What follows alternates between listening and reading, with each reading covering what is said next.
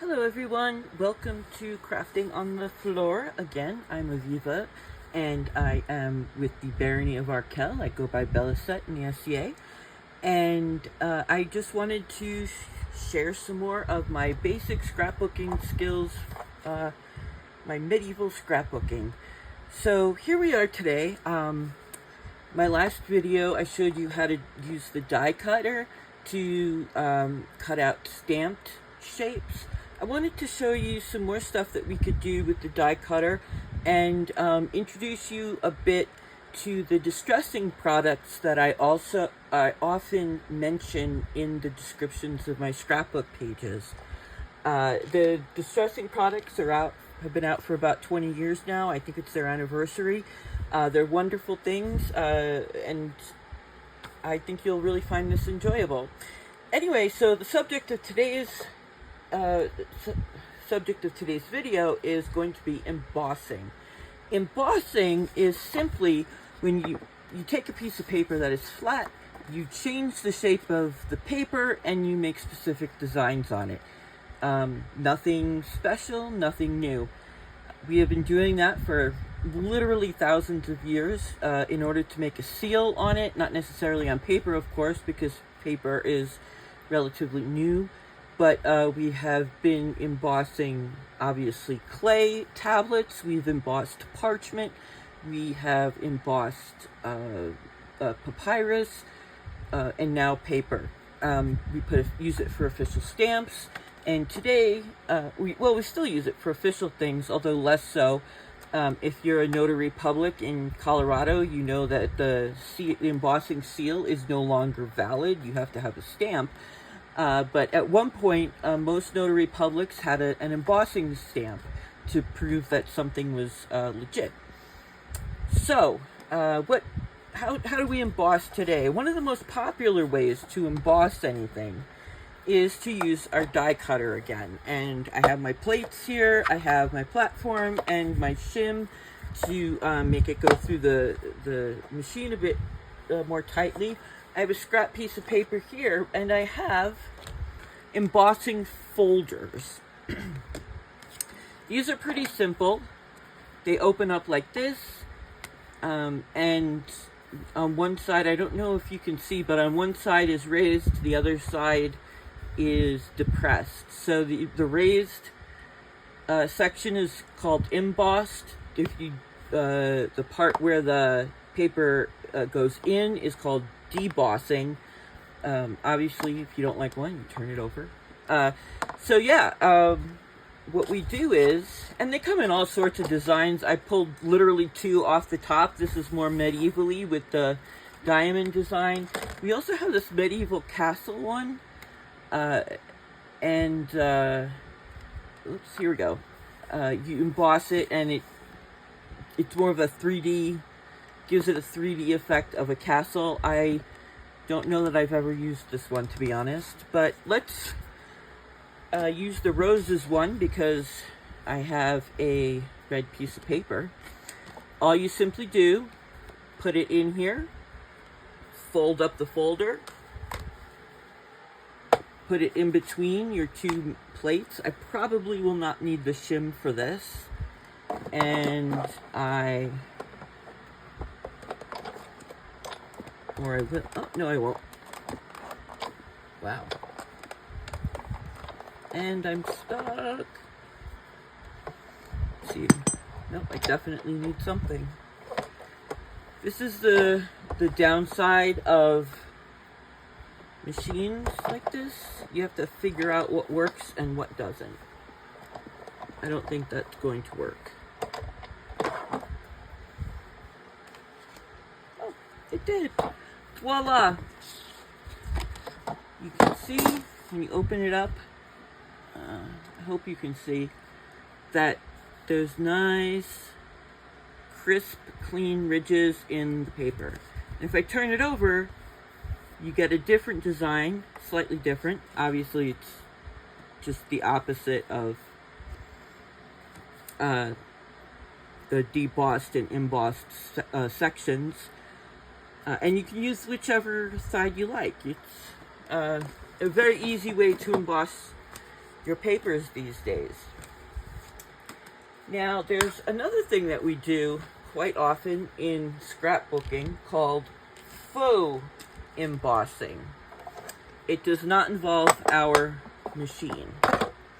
So I will put that away for the moment. And I will bring out a couple scraps of paper and show you how we do this. Now, this is where I was going to tell you we're getting into the,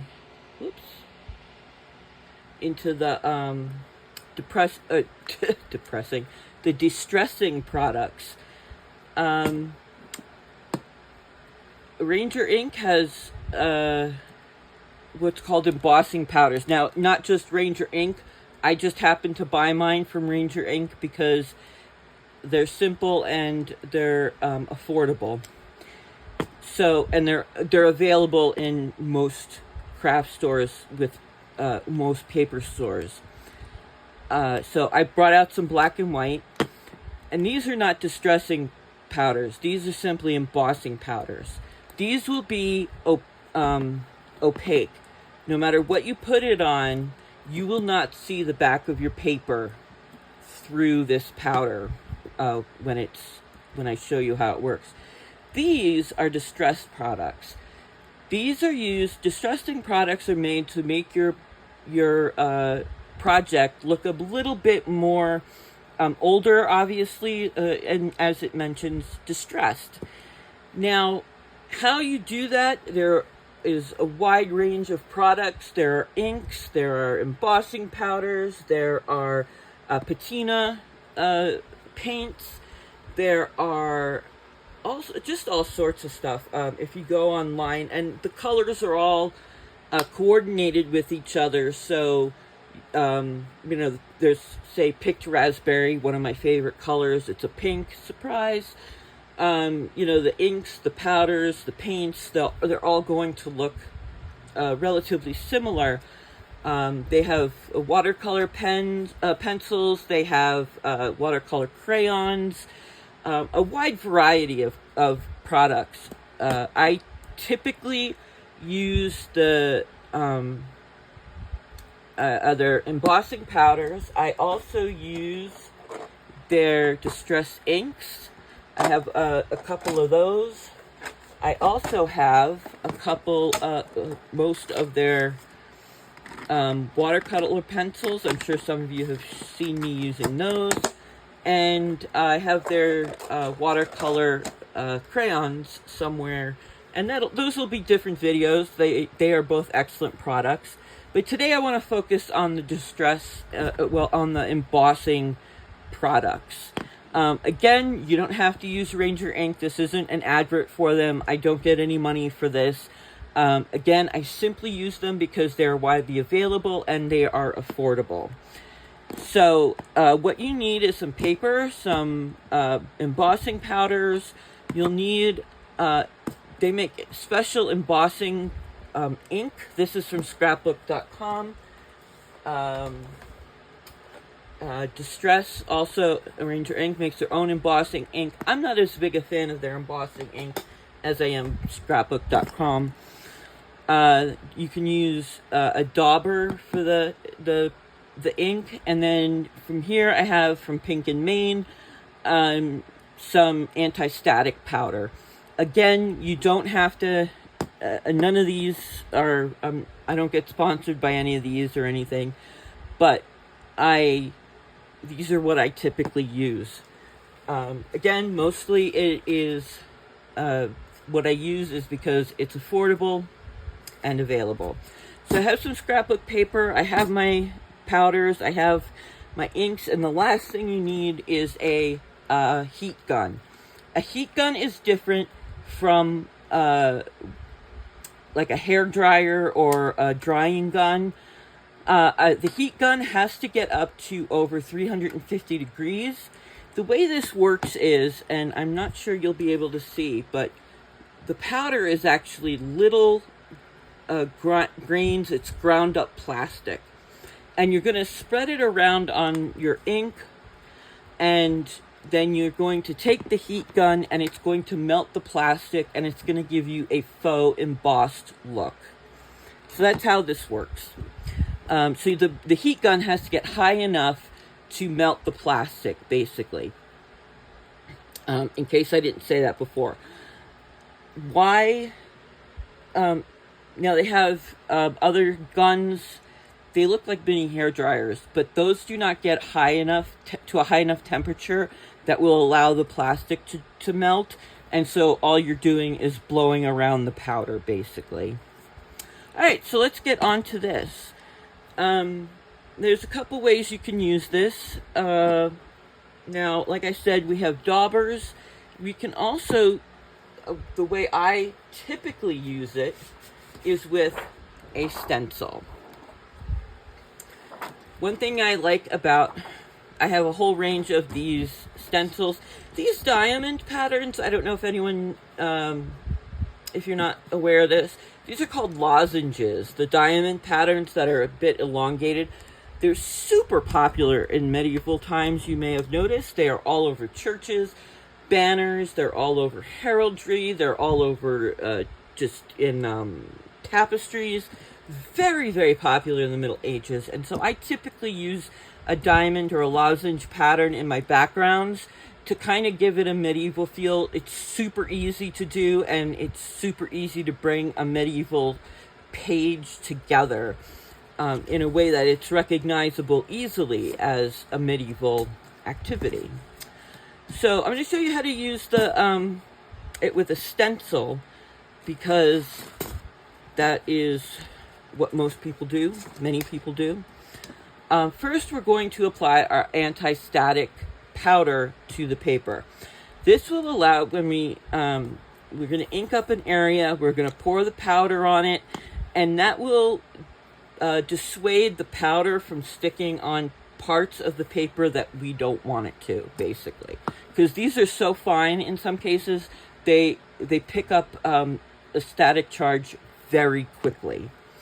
So, and this is just a mineral, I forget what it's called offhand, but it's often used in your eyeshadow. So it's totally safe for animals. It's safe to ingest.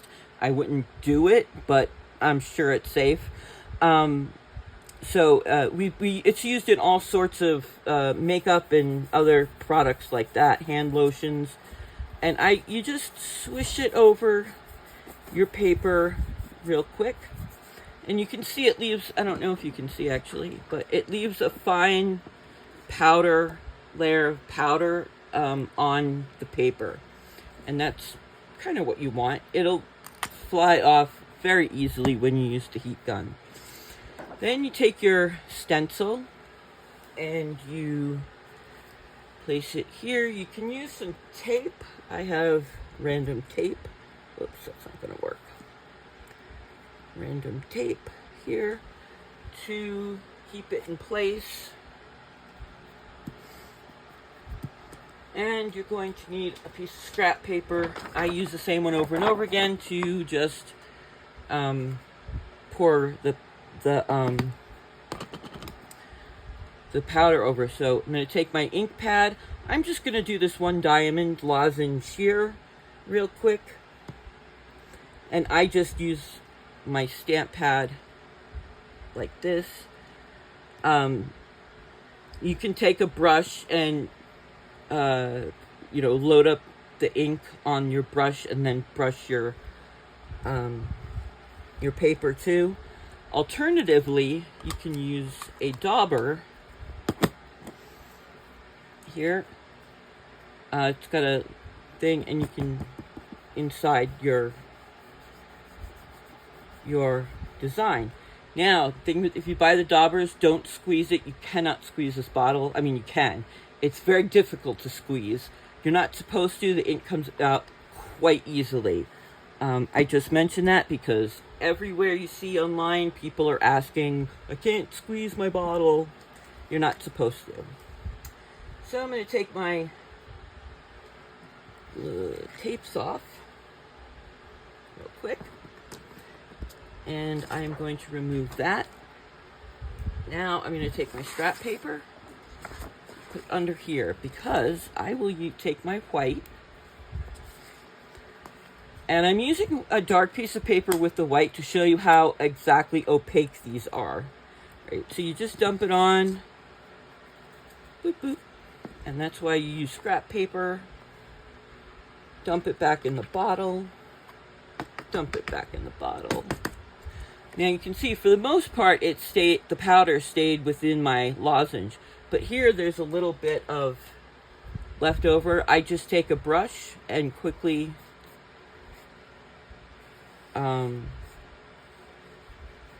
wipe away anything we don't want. Easy peasy. And put this aside, and I'm going to dump the excess back into the jar real quick. No point in wasting it. Serious note, put it back in the jar and secure the jar before you turn on your heat gun, because that powder will fly everywhere. It blasts quite heavily. Now, this is going to be loud. I'm going to turn on my heat gun. I'm going to let it heat up a bit. You can feel it gets very, very hot. Watch your fingers.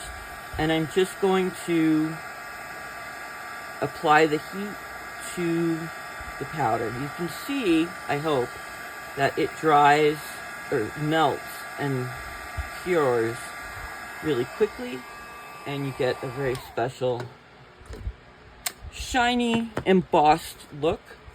It's slightly raised from the page, and it's not going anywhere. It's stuck on there. You can bend it. I wouldn't recommend folding it because, again, it's just plastic. It's melted plastic that is dried. It dries very quickly, as you can see. And that's how you do it. So I'm just going to go with a distressing product. We're going to do the same thing with a little bit different. I'm not going to use the lozenge pattern, but I have a piece of printed paper here. That's a piece of scrap paper. And I want to show you why these distressed products are more interesting sometimes and very useful. So I'm just going to take my dauber and I'm going to daub over the design real quick here. Put it back. And now I'm using the colored speckled egg. It's one of my favorites. I also label the top of the jar because I keep them in a drawer, and this way I can see what color it is. Pour some on once again and spread it around the design. Put it back in the jar. Again, put it back in the jar and seal up the jar before we use our heat gun. Very important. You only have to make that mistake once, folks. And again, we're going to melt the plastic.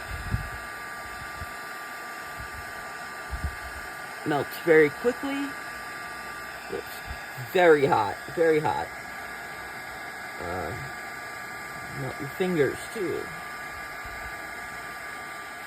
And you can see how the distressed product doesn't cover up your paper the way this did. And this will happen with these black, white, indigo, neon colors. You'll never see the paper, you'll never see the paper underneath the plastic. However, the distressed products are different. You can see it. The design is obviously, you can see it through the embossing powder, but it almost enhances, actually it does enhance the image that's underneath it. And so I like to use this, again, with my lozenge stencil, that's hard to say, if I have a really nice piece of paper with a design on it, and I use the distressed products as a way to give a hint of the lozenge pattern, but also you can see the paper design coming through that embossing. Again, it cools down and dries very quickly, gives you a false sense of embossing because it looks like it's raised up. And these embossing powders, again, Doesn't have to come from Ranger. I have some here from Michael's brand. They sell their own, but they come in sparklies, all different color sparklies. They come in neon colors. I rarely use those, but they come in neon colors. They come in, let me see what else they have. Oh, they also come in clear.